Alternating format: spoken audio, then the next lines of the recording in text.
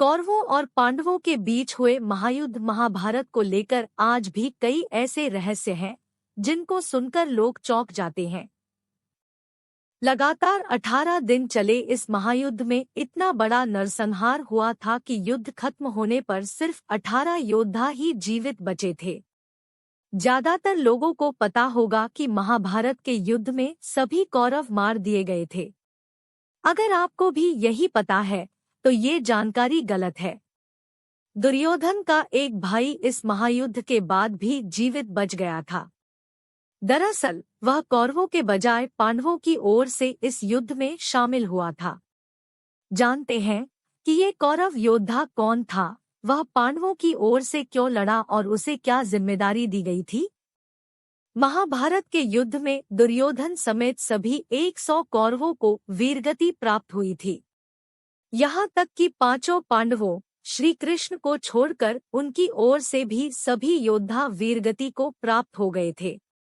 दोनों ओर से लड़ने वाले कुल 18 योद्धा ही युद्ध खत्म होने पर जीवित बचे थे। इनमें दुर्योधन का भाई युयुत्सु भी बच गया था। युयुत्सु हस्तिनापुर नरेश धृतराष्ट्र की एक दासी के पुत्र थे। वह धर्मात्मा होने के कारण दुर्योधन के गलत कामों का विरोध करते रहते थे। इसलिए दुर्योधन और बाकी कौरव युयुत्सु को तरजीह नहीं देते थे। ज्यादातर समय कौरव युयुत्सु का मजाक उड़ाते रहते थे।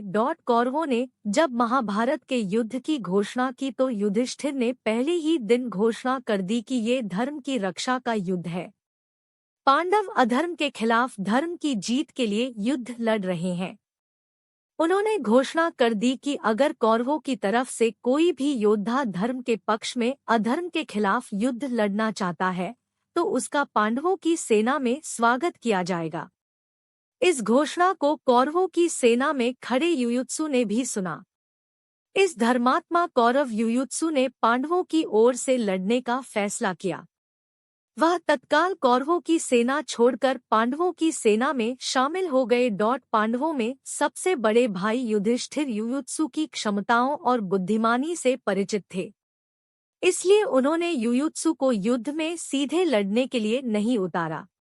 उन्होंने कौरव कुमार युयुत्सु को पांडवों की सेना के लिए हथियारों और रसद की व्यवस्था करने की बड़ी जिम्मेदारी सौंप दी। युयुत्सु ने भी मिले हुए काम को पूरी जिम्मेदारी से निभाया और तमाम अभावों के बीच पांडव सेना के लिए इन दोनों चीजों की युद्ध खत्म होने तक कमी नहीं होने दी। महाभारत का युद्ध खत्म होने के बाद पांडवों को हस्तिनापुर का राजपाट मिला तो युधिष्ठिर ने युयुत्सु को अपना मंत्री बनाया। दासी पुत्र युयुत्सु ने युधिष्ठिर के लिए ठीक वही भूमिका निभाई जो काका विदुर ने हस्तिनापुर नरेश धृतराष्ट्र के लिए निभाई थी। जब युधिष्ठिर राजपाट त्याग कर महाप्रयाण करने लगे तो उन्होंने परीक्षित को राजा बनाया। इसके बाद उन्हें परीक्षित के लिए एक योग्य संरक्षक की जरूरत महसूस हुई। उन्होंने युयुत्सु को परीक्षित का संरक्षक बनाया। युयुत्सु ने इस दायित्व को भी जीवन के आखिरी समय तक पूरी निष्ठा से निभाया।